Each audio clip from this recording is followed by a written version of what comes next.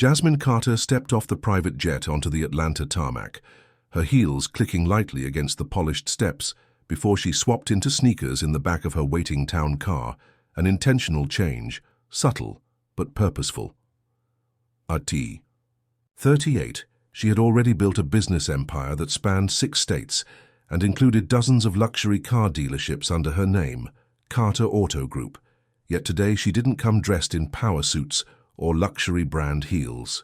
Instead, she wore a crisp black blazer, jeans tailored to perfection, and fresh white sneakers, an ensemble chosen to disguise the magnitude of her presence, not out of insecurity, but as a litmus test for the culture brewing beneath her brand's glossy showroom floor. She had a habit of making unannounced visits to her dealerships, especially new locations like the Carter Motors branch in Atlanta. The building had just completed its grand opening 3 weeks prior, and though she had received glowing reports from upper management, Jasmine had learned early in her career not to trust reports alone. Numbers didn't tell you how a customer was treated when they weren't wearing a Rolex or didn't walk in with a suit. Culture couldn't be faked on a spreadsheet, and today she wanted to see the truth with her own eyes. The dealership loomed in front of her now, sleek glass walls, rows of top-tier models including Audis, BMWs and Maseratis glinting under the Georgia sun. And as she pushed through the polished glass doors, the cool whoosh of air conditioning brushed against her skin. Almost instantly she felt it. The shift in energy, the sideways glances, the brief flickers of judgment disguised as indifference. It wasn't new to her. Being a black woman in luxury spaces had taught her how to read body language as fluently as any contract. But still, it was always disheartening. She walked in with confidence, her posture straight, gaze calm, yet she felt the temperature drop the moment her sneakers touched the marble floor. A receptionist at the front desk, a young white woman with flawless makeup and manicured nails, glanced up briefly, looked Jasmine up and down as though scanning for a reason to take her seriously, then looked back at her screen. No greeting, no smile, no acknowledgement. Jasmine approached with her usual grace, stopping just shy of the counter, her voice warm yet clear. "Hi there," she said. "Could I speak with a sales manager?" The woman barely flicked her eyes upward. "We're really busy today," she replied, her voice flat with the subtle sharpness of dismissal. "Maybe come back with your husband?" She smiled then, but it was the kind of smile you offer to someone you don't consider a serious buyer. Jasmine raised an eyebrow slightly, her expression unreadable. She could have corrected her right there.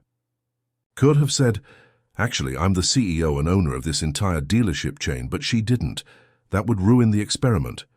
She merely nodded once and walked to the customer lounge, sitting herself down on the black leather couch in the corner where a few magazines lay scattered.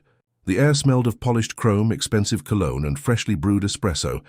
From her seat, she had a clear view of the showroom. A tall white couple being greeted enthusiastically by a sales associate, 2 middle-aged white men shaking hands with another rep while discussing engine torque and financing options, and a young black man in a delivery uniform being ignored entirely as he walked in with a package and quietly left. Jasmine watched it all with an analytic calm, her mind recording every interaction. She sat there poised and patient for 30 full minutes, plenty of time for anyone to approach, ask if she needed assistance or even offer a brochure, but no one came. Not a single person acknowledged her presence beyond the receptionist's thinly veiled condescension. Every time a door chimed and another customer walked in, the energy in the room changed, but not for her. Jasmine noticed how quickly the staff seemed to find their smiles and warmth when someone white entered the space. She noted who was offered refreshments and who wasn't. She noticed the coded language used with men in tailored suits versus young black or Latino buyers who came in with hoodies or work boots. And as she sat there, unbothered on the surface but increasingly resolute underneath, her thoughts shifted, not just to the specific employees in this room, but to the entire system that allowed this behavior to exist unchecked, even under her leadership. How many other customers had walked into her dealership and been made to feel invisible? How many people had saved for years to walk into a showroom like this one and had their dreams quietly squashed by the weight of prejudice wrapped in polite disinterest? She thought of her father, who taught her everything she knew about business, who once walked 6 miles to apply for a job only to be laughed out of the office because he didn't own a suit. She thought of her younger self, 25 and underestimated, pitching to banks that wouldn't give her a loan without a co-signer, despite her airtight business plan. She thought of the legacy she wanted Carter Auto Group to have. Not just luxury, not just success, but dignity, equality, real service for all people, not just those who look the part. As she crossed one leg over the other and watched the sales reps high-five each other behind the glass offices, she knew one thing.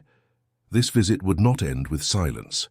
Eventually, after what must have been nearly 45 minutes of intentional inattention, the sound of polished leather shoes echoed closer, brisk but careless, betraying the impatience of the man wearing them. Jasmine Carter looked up from her phone, pretending to be occupied with reading an article, as a sharply dressed middle-aged white man approached with an expression that fell somewhere between irritation and forced professionalism. His name tag read Eric Lawson, sales manager, a title Jasmine already knew from the employee directory she had memorized prior to visiting, but she let him introduce himself anyway.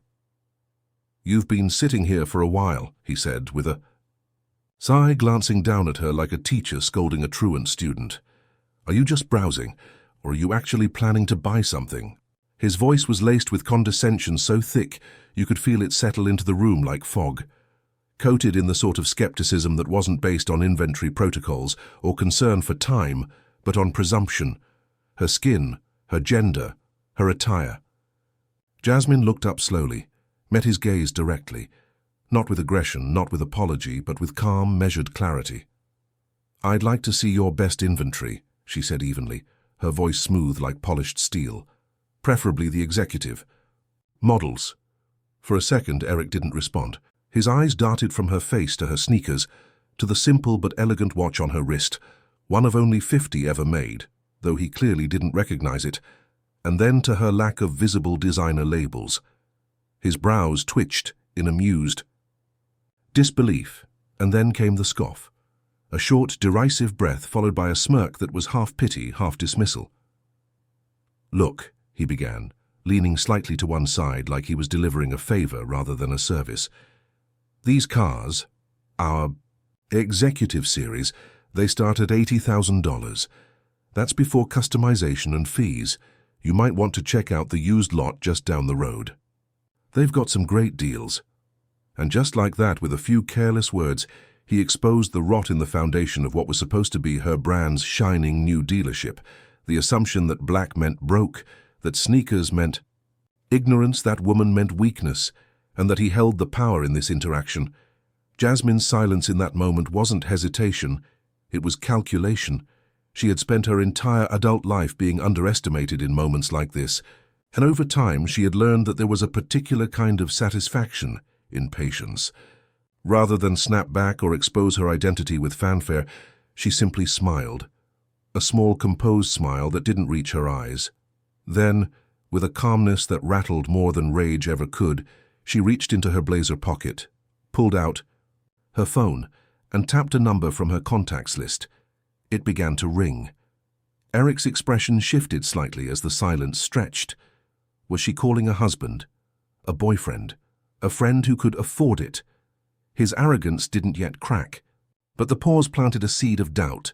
"Hi, this is Jasmine Carter," she said smoothly once the call connected, her voice a little louder now, not for show but for clarity. "I need you to get my regional VP on the line right away. Tell him I'm standing in the Atlanta showroom, and we have a problem." Eric's face twitched like a man who just realized he might have walked into traffic. "Wait," he said slowly, his voice cracking slightly as her name registered. "Carter, as in Carter Motors." The blood drained from his face faster than a storm cloud shadow, and Jasmine could almost hear the gears turning in his head as he mentally rewound every word he had just said. She didn't reply immediately, just met his gaze now with the full weight of her presence, no longer playing the observer, no longer allowing herself to be invisible. Eric took a half-step back, instinctively straightening his blazer, his eyes darting between her phone and her face, searching for a way out. A reset button, a plea, I didn't realize, he stammered. Ms. Carter, I'm so sorry. I didn't know who you were.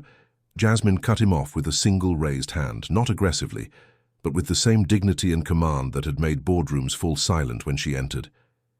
And that's the problem, she said. You didn't bother to know. Her voice, still soft and even, now carried with it the unmistakable gravity of leadership.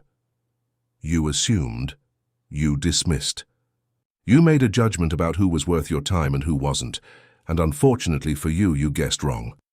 The sales floor had quieted. Other employees were beginning to notice something was happening. There was a strange shift in atmosphere, like the air had changed density.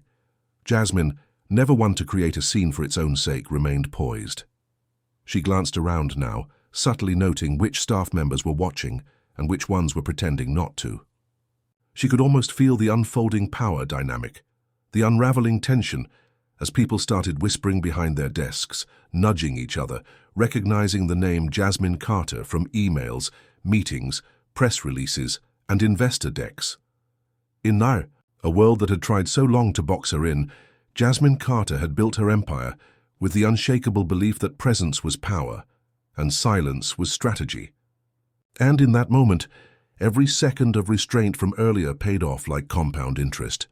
Eric was still floundering, still trying to find the right words to undo the last 5 minutes of his arrogance. Please, Miss Carter, he said again, lowering his voice, clearly hoping the growing attention wouldn't explode into a scandal. Let me make it up to you. It was a misunderstanding, I assure you. If you'd just give me a second chance. She didn't yell, she didn't lecture. She didn't need to. The call ended with her confirming to the regional VP that she was on site and expected him within the hour. She turned back to Eric with a calm finality in her eyes. You've had your chance, she said. It ended the moment you looked me up and down and decided I didn't belong here. Her voice was low, but every word struck with precision, as though each syllable was cutting through the veneer of his imagined superiority. Around them, the silence thickened. Employees stood frozen with half-completed tasks. One young black employee, a junior salesperson, stood at the far edge of the floor, watching with wide eyes and the faintest flicker of hope in his expression, like someone seeing justice breathe for the first time. Jasmine met his eyes briefly, and gave a small nod as if to say, I see you. Then she turned back to Eric, who now looked like he was drowning in his own suit. This isn't just about you, she added. This is about what you represent, and I'm going to make sure it's corrected. And just like that, with a single quiet conversation, Jasmine Carter had cracked open the facade of the dealership's culture. What had started as a casual drop-in had revealed the very thing she feared, that beneath the million-dollar inventory, the well-designed branding, and the congratulatory emails, the rot of unconscious bias had taken root. But unlike others who might have simply walked away shaking their heads, Jasmine was not one to walk away. She had built this empire from nothing, not just to make money, but to make space. For people like her father, like the customers, who would walk in tomorrow and be met with the same microaggressions if nothing changed. She had lived that story too many times. Today, she would end one, and tomorrow, she would begin rewriting the rest. The quiet in the showroom had shifted from mere silence to something denser, heavier, like the moment before a thunderclap. Jasmine Carter stood at the center of it all, still poised, still unreadable, but radiating the kind of authority that didn't need to be spoken aloud to be felt in every corner of the room. The receptionist, who had earlier dismissed her, now sat frozen behind her desk, hands trembling slightly as she tapped at her keyboard without looking up, pretending to work. Across the floor, a few salespeople were whispering to each other, eyes wide, posture rigid, glancing back and forth between Jasmine and Eric Lawson, who was now visibly sweating through his tailored shirt, blinking too often, heart visibly pounding in his chest. The tension was no longer his to control. It belonged now to Jasmine, who had just dismantled years of unchecked bias in a matter of minutes. The doors chimed again, and this time heads turned sharply as a tall, suited man entered with urgency in his step. Derek Mason, the regional VP of Carter Auto Group, someone who had worked with Jasmine for nearly a decade and had never seen her this still, this quiet and this furious. He walked straight to her without acknowledging anyone else. Jasmine, he said, low and cautious, I came as fast as I could." She gave him a brief nod, then gestured with a tilt of her head toward Eric, who was still trying and failing to mask his panic behind a crumbling smile. "You want to explain to me," she began, voice low but resonant, "why one of our flagship managers doesn't recognize the founder of the company, denies me service, and sends me to the used lot while treating white customers like royalty." Derek turned to Eric, face hardening. "Is that true?" he asked sharply. Eric opened his mouth, but no words came. What could he say? That he hadn't seen Jasmine on the website? That he hadn't known the face of the woman whose name was on every building he worked in? That he thought she was just another browser? The excuses collapsed under the weight of truth and silence. Derek didn't need an answer. Jasmine already had it, and so did he. Turning back to her, he asked simply, "What do you want me to do?" Jasmine didn't hesitate. Fire him right now in front of everyone. There was no drama in her voice, no flair for spectacle, only justice, clean and undeniable. Derek nodded once. He stepped toward Eric, whose hands now fluttered at his sides like he didn't know where to place them.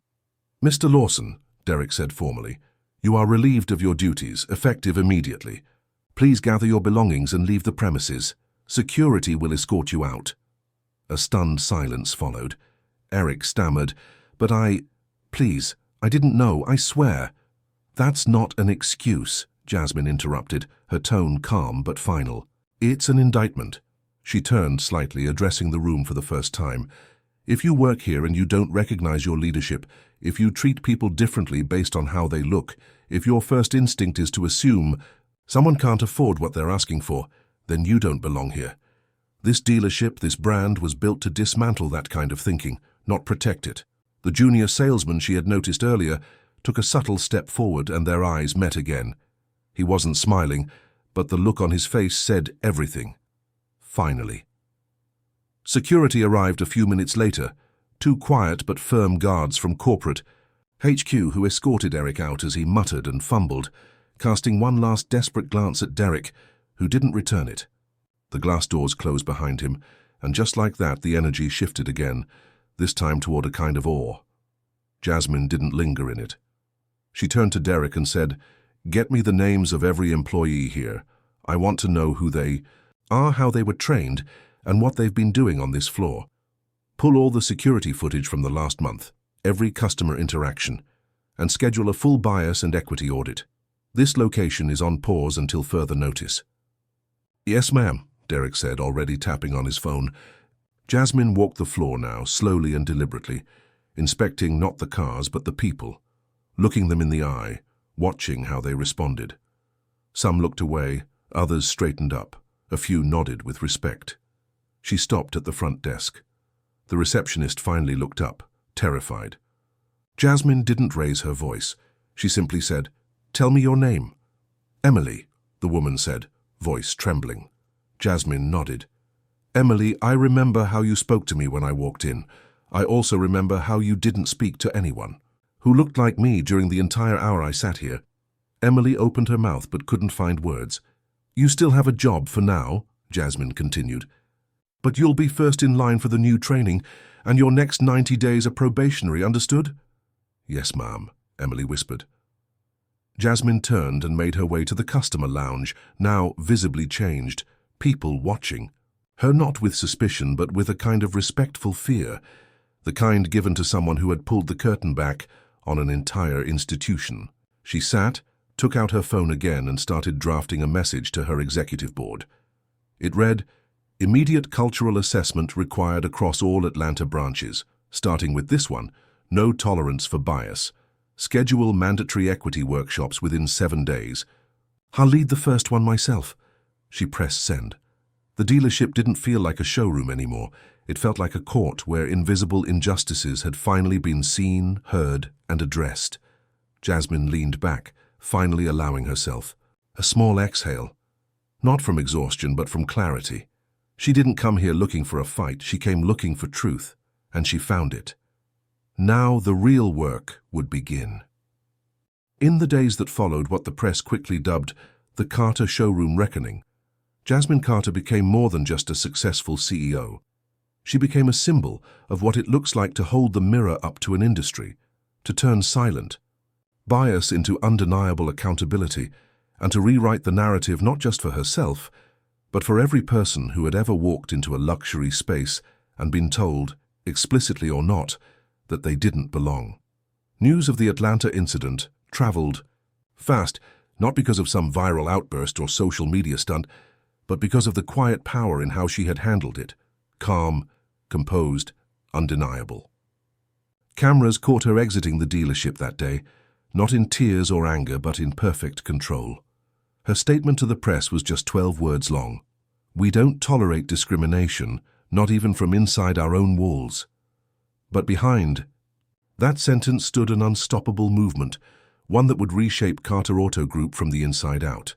Jasmine didn't just want one manager fired, she wanted systems changed, hiring practices, sales scripts, dress code expectations, employee review metrics, customer interaction checklists, all of it. Within a week, she had launched an internal initiative called Mirror Work, a sweeping equity and empathy program that wasn't just a temporary response, but a permanent infrastructure. It included bias de-escalation training, anonymous customer feedback portals, and most importantly, the elevation of staff from marginalized backgrounds into decision-making roles, not just token seats at the table. Every dealership was required to report not just sales numbers, but service equity scores, a metric Jasmine herself developed, calculated by how equitably customers were greeted, assisted, and retained, regardless of race, age, or perceived wealth.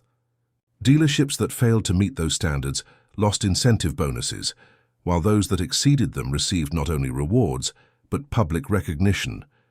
The result wasn't just compliance, it was culture shift. She toured every major city. In the Carter Auto Group map, from Houston to Charlotte to Miami to Chicago, sometimes arriving in disguise, sometimes not, but always with the same intention: to see, to listen, to hold accountable. At one location, she overheard a young Latina mother being brushed off when she asked for leasing options on a Mercedes coupe. Jasmine stepped in quietly, took over the conversation as a concerned fellow customer, walked the woman through her options, and later offered her a discount in private, then fired the salesperson on the spot after reviewing body cam footage. At another branch, she watched a disabled veteran be helped into a test car by a patient, kind associate who treated him with such dignity that Jasmine gave him a promotion before he even returned from the test drive. "Leadership," she said, in a private letter to him, "is what you do when no one is watching, and I was watching." In time, the tone of Carter Auto Group began to change. Customers noticed it first, especially Black, Latino, Asian, disabled, LGBTQ+, and working class. Customers who had long grown used to walking into luxury spaces and being treated like they were borrowing time. They started to post about it. "Didn't expect to be treated this well. First time I felt like I belonged in a showroom. They actually listened to me." Stories began to flood in, and they all pointed to the same realization: someone had turned the lights on. Jasmine also quietly installed mystery customers across every region. People from different walks of life tasked with documenting their experience anonymously, ensuring that what happened in Atlanta never happened again. And the results poured in. Some locations excelled, others needed work. But now there was no hiding behind numbers or polished presentations. No amount of revenue could cover cultural failure. And that, Jasmine knew, was the true measurement of leadership, not how well you sell to the expected, but how much you serve the overlooked. The original Atlanta dealership became something of a pilgrimage site. People would stop by just to see the place where the story broke. The junior salesman who had been watching that day, his name was Marcus, was promoted twice within a year. Not because of sympathy, but because of excellence. Jasmine personally mentored him, taking time to teach him more than just numbers and quotas. "You're not just selling cars," she told him. "You're selling confidence, belonging. You're proving every day that people like us deserve to be here, not because of what we wear, but because of who we are." And as his confidence grew, so did his impact. Soon, he was leading internal workshops, sharing his story, becoming a role model for others who thought success meant becoming invisible. Under Jasmine's guidance, Carter Auto Group became the first black woman-owned dealership empire to appear on Forbes's most ethical brands list, not just for profits, but for policy, people, and purpose. They began partnering with community, colleges, offering internships and sales training to young adults from underserved communities. Jasmine herself personally funded driver's education scholarships for women rebuilding their lives after incarceration or homelessness. "Mobility is dignity," she often said. "Everyone deserves the freedom to go forward." And forward they went. Jasmine's leadership began drawing attention from other industries, tech firms, banks, even fashion houses, asking for consultations on how to audit their own equity structures. But she always said the same thing: "It's not about me. It's about who you're willing to see," and it was true. The power of her story wasn't that she had been insulted in her own dealership.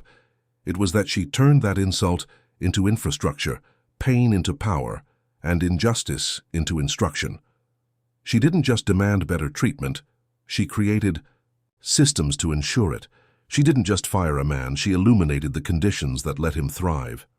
Years later, when asked by a young journalist what that day in Atlanta had felt like, Jasmine smiled slowly and answered, "It felt like planting a seed." And that seed had grown into policy, into people, into permanence. By then, her name had become more than a brand. It had become a promise that no one, regardless of their shoes, their skin, their bank account, or their story, would ever again be told they didn't belong in a place built for success. That every Carter dealership across the country stood as a beacon, not just of luxury, but of equity. And that Jasmine Carter, the black CEO who had once been denied service in her own showroom, had turned one act of prejudice into a blueprint for corporate justice, not through spectacle, but through structure, through strategy, through truth.